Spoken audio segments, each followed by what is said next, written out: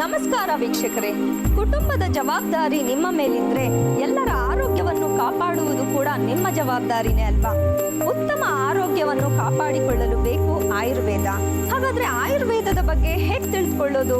ಚಿಂತಿಸಬೇಡಿ, ಅದಕ್ಕಾಗಿಯೇ ಇದೆ ನಮ್ಮ ಈ ಆಯುರ್ವೇದ ವಹಾಮ್ಯಹಂ ಕಾರ್ಯಕ್ರಮ. ಹಾಗಾದ್ರೆ ಬನ್ನಿ ವೀಕ್ಷಕರೇ, ಇವತ್ತಿನ ಕಾರ್ಯಕ್ರಮವನ್ನು ಆರಂಭಿಸೋಣ. ವೀಕ್ಷಕರೇ ಬನ್ನಿ, ಡಾಕ್ಟರ್ CA ಕಿಶೋರ್ ಅವರನ್ನು ಸ್ವಾಗತಿಸ್ತಾ ಇವತ್ತಿನ ಒಂದು ಕಾರ್ಯಕ್ರಮವನ್ನು ಆರಂಭಿಸೋಣ. ಕಿಶೋರ್ ಅವರೇ, ನಿಮಗೆ ಆತ್ಮೀಯವಾದ ಸ್ವಾಗತ ನಮ್ಮ ಈ ಕಾರ್ಯಕ್ರಮಕ್ಕೆ. ನಮಸ್ಕಾರ. ಹಾಗೆ ಡಾಕ್ಟ್ರೇ, ಈಗ ಬಹು ಮುಖ್ಯವಾದ ಒಂದು ಕೆಲಸ ಅಂದರೆ ದೈಹಿಕ ಸ್ವಚ್ಛತೆ, ಅಥವಾ ನಾವು ಕಾಮನ್ ಟರ್ಮ್ಸಲ್ಲಿ ಸ್ನಾನ ಅಂತ ಏನು ಹೇಳ್ತೀವಿ. ಹಾಗಾದರೆ ಸ್ನಾನದ ಬಗ್ಗೆ ಆಯುರ್ವೇದದಲ್ಲಿ ಏನೊಂದು ಉಲ್ಲೇಖ? ಸ್ನಾನ ಅಂತಕ್ಕಂಥದ್ದು ಯಾಕೆ ಮಾಡಬೇಕು? ನಾನು ಕ್ಲೀನಾಗಿ ಇರ್ತೀನಿ, ಹೊರಗಡೆನೇ ಹೋಗಲಿಲ್ಲ ಅಂತಕ್ಕಂಥ ವಿಚಾರ ಒಂದು. ಪ್ರತಿನಿತ್ಯ ಈಚೆ ಹೋಗಿ ಬರ್ತೀನಿ, ಸೊ 2-3 ಸರಿ ನಾನು ಸ್ನಾನ ಮಾಡಬೇಕಾಗತ್ತೆ ಅಂತಕ್ಕಂಥದ್ದು. ಅಥವಾ ಬೇಸಿಗೆ ಕಾಲದಲ್ಲಿ ಸೆಕೆ ಹೆಚ್ಚು, ಹೀಗಾಗಿ ಸ್ನಾನ ಮಾಡಬೇಕು ಅಂತಕ್ಕಂಥದ್ದು. ಅಥವಾ ಚಳಿಗಾಲ, ಚಳಿ ಅನಿಸುತ್ತೆ, ಸ್ನಾನ ಮಾಡಬೇಕಾ ಬೇಡವಾಗಂತಕ್ಕಂಥ ವಿಚಾರ. ಮತ್ತೊಂದು ಸರ್ವೇ ಸಾಮಾನ್ಯವಾಗಿ ಚರ್ಚೆಗೆ ಬರ್ತಕ್ಕಂಥ ವಿಚಾರ, ಬಿಸಿ ನೀರಿನ ಸ್ನಾನ ಮಾಡಬೇಕಾ, ತಣ್ಣೀರಿನ ಸ್ನಾನ ಮಾಡಬೇಕಾ, ರೋಗ ಇದ್ದಾಗ ಸ್ನಾನ ಮಾಡಬೇಕಾ ಬೇಡವಾ, ಹೀಗೆ ಅನೇಕದಂತಹ ಗೊಂದಲಗಳನ್ನ ನಿವಾರಣೆ ಮಾಡ್ತಕ್ಕಂಥದ್ದು ಇವತ್ತಿನ ಉದ್ದೇಶ. ವಿಶೇಷವಾಗಿ ಸ್ನಾನ ಅಂತಕ್ಕಂಥದ್ದು ಬರೀ ಶರೀರದ ಒಂದು ಸ್ವಚ್ಛತೆಯ ದ್ಯೋತಕವಷ್ಟೇ ಅಲ್ಲ, ಮಾನಸಿಕ ಸ್ವಚ್ಛತೆಯ ದ್ಯೋತಕವೂ ಹೌದು. ಯಾಕಂದರೆ ಮಲಗಳನ್ನು ಸಂಪೂರ್ಣವಾಗಿ ನಿರ್ಹರಣೆ ಮಾಡ್ತಕ್ಕಂತಹ ಕಾರ್ಯ ಸ್ನಾನ ಮಾಡುತ್ತೆ. ಮಾನಸಿಕ ಮಲಗಳನ್ನು ಕೂಡ ಅಷ್ಟೇ ಸಮರ್ಪಕವಾಗಿ ಸರಿದೂಡುತ್ತೆ ಅಂತ. ಹಿಂದಿನ ಕಾಲದಲ್ಲೆಲ್ಲ ನಾವು ಸಿನಿಮಾಗಳಲ್ಲಿ ನೋಡ್ತಾ ಇರ್ತೀವಿ, ಪಾಪದ ಕೆಲಸ ಮಾಡಿ ಬಂದ್ಬಿಟ್ಟೆ ಸ್ನಾನ ಮಾಡಿಬಿಡ್ತೀವಿ. ಅಂದರೆ ಪಾಪ ನಾಶನ ಕಾರ್ಯ. ಅರ್ಥ ಏನು, ಪಾಪಗಳಿದೆಯೋ ಇಲ್ವೋ, ಅದು ನಾಶನ ಆಗುತ್ತೋ ಇಲ್ವೋ ನಮಗೆ ಗೊತ್ತಿಲ್ಲ. ಮನಸ್ಸಿಗೆ ಏನೋ ಒಂದು ತೃಪ್ತಿಯನ್ನು ಸಿಗುತ್ತೆ, ಅದರಿಂದ ಒಂದು ಆಹ್ಲಾದವನ್ನು ಕೊಡುತ್ತೆ. ನಾವು ಇಂಗ್ಲೀಷಲ್ಲಿ ಹೇಳೋದಾದರೆ ರಿಫ್ರೆಶ್ ಮಾಡುತ್ತೆ ಮನಸ್ಸನ್ನು. ಚೈತನ್ಯಯುಕ್ತವಾಗಿ ಒಬ್ಬ ಮನುಷ್ಯನನ್ನು ದೀರ್ಘಕಾಲೀನವಾಗಿ ಇಡಲಿಕ್ಕೆ ಅವತ್ತು ದಿನ ಇಡೀ ಚೈತನ್ಯಯುಕ್ತವಾಗಿ ಒಬ್ಬ ಮನುಷ್ಯ ಇರಬೇಕು ಅಂದರೆ ಸ್ನಾನ ಪ್ರಮುಖವಾದಂತಹ ಒಂದು ಪಾತ್ರವನ್ನು. ಸ್ನಾನದ ಮಹತ್ವವನ್ನು ಹೇಳುವಾಗ ಎಷ್ಟು ಚೆನ್ನಾಗಿ ಉಲ್ಲೇಖ ಇದೆ ನೋಡಿ.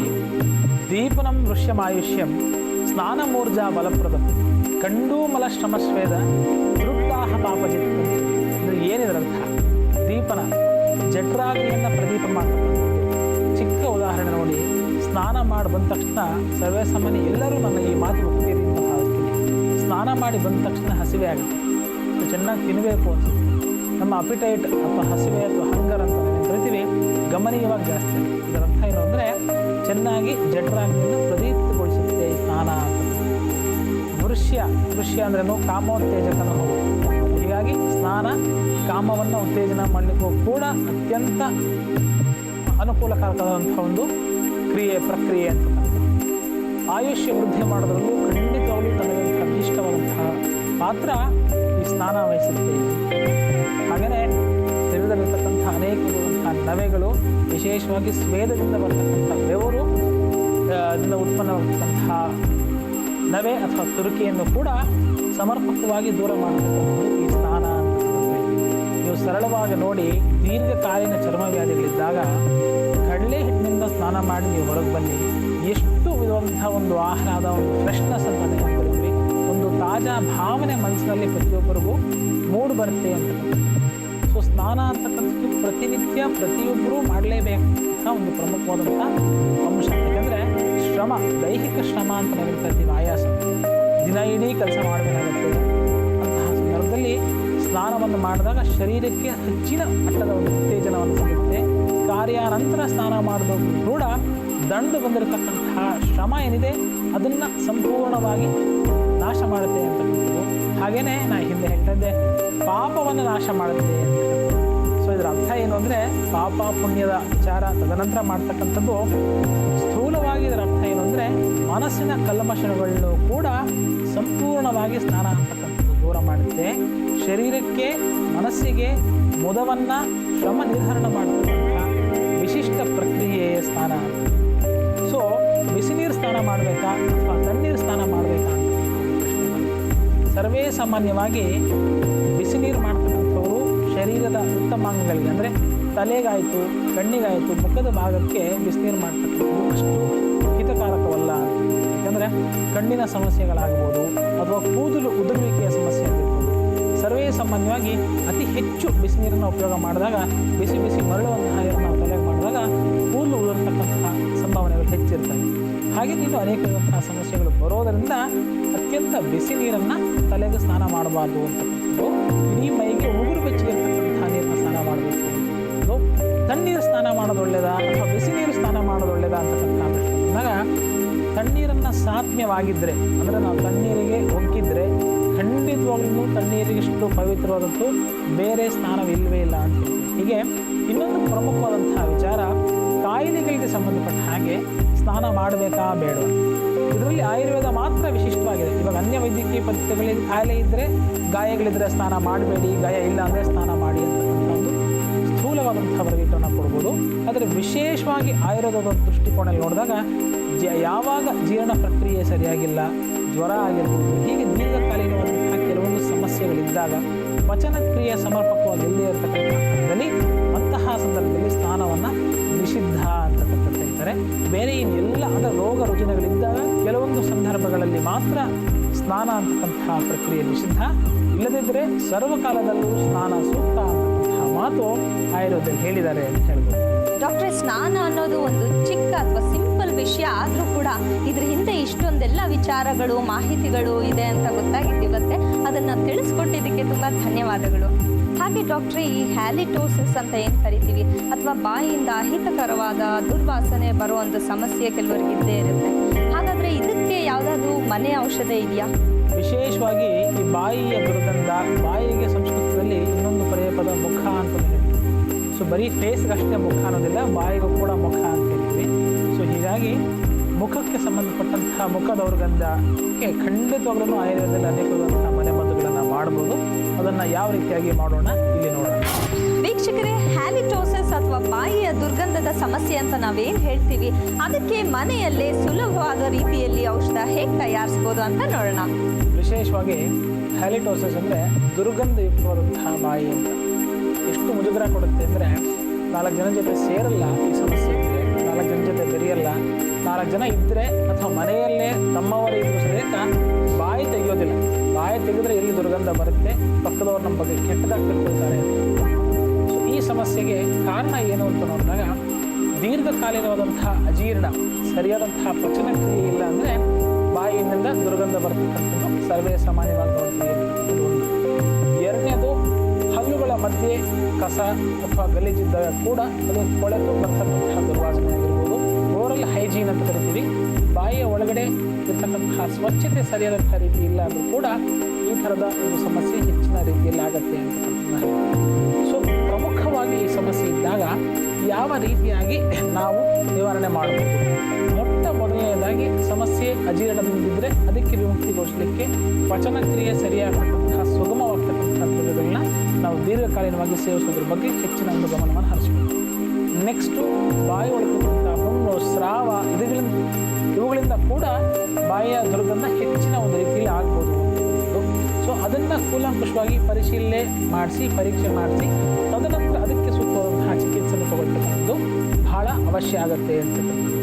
ಸೊ ಇಷ್ಟೆಲ್ಲ ಮೀರಿ ಲಾಕ್ಷಣಿಕವಾಗಿ ಅಂದರೆ ಒಂದು ದುರ್ಗಂಧ ಬರಬಾರದು ಅಂತಹ ಒಂದು ಪರಿಸ್ಥಿತಿಯನ್ನು ಮನೆಗೆ ಮದ್ದಾಗಿ ಏನೆಲ್ಲ ಮಾಡ್ಬೋದು ಅಂದಾಗ, ಶ್ರೀಗಂಧ ಹೆಸರು ಹೇಳಿದಾಗೆ ಸುಗಮಯವಾದಂತಹ ಗಂಧ ಇರೋದರಿಂದ, ಪರಿಮಳ ಇರೋದರಿಂದ ಅದರ ಹೆಸರು ಶ್ರೀಗಂಧ ಅಂತಕ್ಕಂಥದ್ದು. ಈಗ ನಾವಿಲ್ಲೇನು ನೋಡ್ತಾ ಇದ್ದೀವಿ, ಅದು ಸುಮಾರು 200 ವರ್ಷಗಳ ಹಿಂದಿನ ಶ್ರೀಗಂಧವನ್ನು ನಾವಿಲ್ಲಿ ಮುಂದೆ ಇಟ್ಟಿದ್ದೀವಿ. ಈ ಶ್ರೀಗಂಧವನ್ನು ನಾವು ಮುಖ ದುರ್ಗಂಧ ಅಥವಾ ಬಾಯಿಯ ದುರ್ಗಂಧ, ಬಾಯಿಗೆ ಸಂಸ್ಕೃತ ಪದ ಮುಖ ಅಂತಕ್ಕಂಥದ್ದು. ಈ ಮುಖ ದುರ್ಗಂಧಕ್ಕೆ ಯಾವ ರೀತಿಯಾಗಿ ಈ ಶ್ರೀಗಂಧ ಮತ್ತು ನಿಂಬೆಹಣ್ಣು ಉಪಯುಕ್ತವಾಗಿದೆ ಅಂತ ಹೇಳಿ ನೋಡೋಣ. ಮೊದಲು ಸುಮಾರು 1/4 ಚಮಚದಿಂದ ಅರ್ಧ ಚಮಚದಷ್ಟು ಶ್ರೀಗಂಧವನ್ನು ಸಾಣೆ ಕಲ್ ಮೇಲೆ ತೆಗೆದು ಆ ಪೇಸ್ಟನ್ನ ರೆಡಿ ಮಾಡಿ ಇಟ್ಕೊಳ್ಬೇಕು. ತದನಂತರ ತಾಜಾ ನಿಂಬೆಹಣ್ಣನ್ನು ತೆಗೆದುಕೊಂಡು ಅದನ್ನು ಹಿಂಡಿ ಅದರ ರಸವನ್ನು ಕೂಡ ರೆಡಿ ಮಾಡಿ ಇಟ್ಕೊಳ್ಬೇಕು ಅಂತಕ್ಕಂಥದ್ದು ಮೊದಲ ಪ್ರಕ್ರಿಯೆ.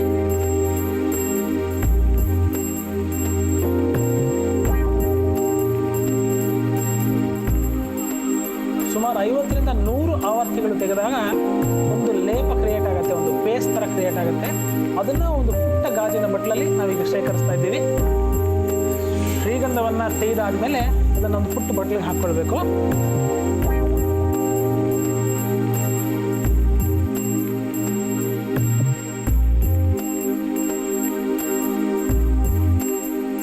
ಈಗೇನು ತಾಜಾ ನಿಂಬೆಹಣ್ಣಿದೆ ಅದರ ಒಂದು ರಸವನ್ನು ತೆಗೆದಿಟ್ಕೊಳ್ಳೋಣ. ನಿಂಬೆ ರಸ ಹಿಂಡಿದ ನಂತರ ಈ ನಿಂಬೆ ರಸನ ಮತ್ತೆ ತೆಗೆದು ಇಟ್ಟಿರತಕ್ಕಂತಹ ಶ್ರೀಗಂಧವನ್ನು ಎರಡನ್ನು ತೆಗೆದುಕೊಂಡು 1 ಲೋಟ ಉಗುರು ಬೆಚ್ಚಗಿರತಕ್ಕಂತಹ ನೀರಲ್ಲಿ ಕಲಿಸಿ ಗಾರ್ಗಲ್ ಮಾಡಿದರೆ ಬಾಯಲ್ಲಿ ಉತ್ಪನ್ನವಾಗ್ತಕ್ಕಂತಹ ದುರ್ಗಂಧಕ್ಕೆ ಸಮರ್ಪಕವಾದಂತಹ ನಿವಾರಣೆ ಮನೆಯಲ್ಲಿ ಮಾಡಿದಂತಾಗುತ್ತೆ. ಉಗುರು ಬೆಚ್ಚಗಿನ ನೀರಾದರೆ ಸಾಕಲ್ವಾ? ಸುಮಾರು 1 ಪುಟ್ಟು ಲೋಟದಲ್ಲಿ ಉಗುರು ಬೆಚ್ಚಗಿರತಕ್ಕಂತಹ ನೀರಿಗೆ ಶ್ರೀಗಂಧ ಮತ್ತು ನಿಂಬೆ ರಸವನ್ನು ಹಾಕೊಳ್ತಕ್ಕಂಥದ್ದು. ಮೊದಲನೇದಾಗಿ ಶ್ರೀಗಂಧ ಹಾಕೋಣ. ಇಷ್ಟೇ ಅಲ್ಲ, ಇದೇ ಮಿಶ್ರಣಕ್ಕೆ ಬೇಕಾದರೆ 1 ರಿಂದ 2 ಚಿಟಿಕೆ ಸೈಂಧವ ಲವಣವನ್ನು ಕೂಡ ಹಾಕ್ಕೊಳ್ಬೋದು. ಬಾಯಿನ ಸಂಪೂರ್ಣವಾಗಿ ಸ್ವಚ್ಛ ಮಾಡ್ತದೆ ಸೈಂಧವ ಲವಣ. ಸೊ ಹೀಗಾಗಿ 2 ರೀತಿಯಿಂದ ಇದನ್ನು ಉಪಯೋಗ ಮಾಡ್ತಕ್ಕಂಥದ್ದು ಸೂಕ್ತ. ಈ ಪೇಯ ಈಗ ಸಿದ್ಧ ಆಗಿದೆ. ಎಷ್ಟು ಪರಿಣಾಮಕಾರಿಯಾಗತ್ತೆ ಅಂದರೆ, ಬೆಳಗ್ಗೆ ಎದ್ದು ಕೂಡಲೇ ನಾವು ಆಹಾರ ಎಲ್ಲ ಸೇವನೆ ಮಾಡಿ ಕೆಲಸಕ್ಕೆ ಹೋಗೋಕ್ಕಿಂತ ಮುಂಚೆ ಇದನ್ನು ಪ್ರಯೋಗವನ್ನು ಮಾಡ್ಬೋದು. ರಾತ್ರಿ ಊಟ ಆದಮೇಲೆ ಹಲ್ಲುಜ್ಜೆ ನಂತರ ಕೂಡ ಇದನ್ನು ಪ್ರಯೋಗ ಮಾಡ್ಬೋದು. ಒಂದು ಗಮನದಲ್ಲಿ ಇಟ್ಕೊಳ್ಬೇಕಂತ ವಿಷಯ, ಆಯುರ್ವೇದೋಕ್ತ ದಂತ ಚೂರ್ಣಗಳ ಮುಖಾಂತರವಾಗಿ ದಿನಕ್ಕೆ ಕನಿಷ್ಠ ಪಕ್ಷ 2 ಬಾರಿ ಹಲ್ಲನ್ನು ಉಜ್ಜತಕ್ಕಂಥದ್ದು ಸರ್ವ ರೀತಿಯಲ್ಲೂ ಸೂಕ್ತ. ಈ ಬಾಯಿಯ ದುರ್ಗಂಧವನ್ನು ಸಮರ್ಪಕವಾಗಿ ತಡೆಯಲು ಅಂತಕ್ಕಂಥದ್ದನ್ನು ಹೇಳ್ಬೋದು. ಬಾಯಿ ದುರ್ಗಂಧಕ್ಕೆ ಮನೆ ಔಷಧ ಮಾಡಲು ಬೇಕಾಗುವ ಸಾಮಗ್ರಿಗಳು: ಶ್ರೀಗಂಧ, ನಿಂಬೆಹಣ್ಣು. ತಯಾರಿಸುವ ವಿಧಾನ: ಮೊದಲು ಶ್ರೀಗಂಧವನ್ನು ತೆಗೆದು ಒಂದು ಬಟ್ಟಲಿನಲ್ಲಿ ತೆಗೆದಿಟ್ಟುಕೊಳ್ಳಬೇಕು.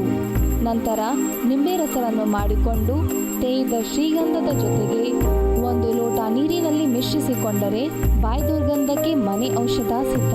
ವೀಕ್ಷಕರೇ, ಬ್ರೇಕ್ನ ಮುಂಚೆ ನಾವು ನೋಡಿದ್ವಿ ಹ್ಯಾಲಿಟೋಸಿಸ್ ಸಮಸ್ಯೆಗೆ ಅಥವಾ ಬಾಯಿ ದುರ್ಗಂಧದ ಸಮಸ್ಯೆಗೆ ಯಾವ ರೀತಿ ಮನೆ ಔಷಧ ಪ್ರಿಪೇರ್ ಮಾಡ್ಬೋದು ಅಂತ.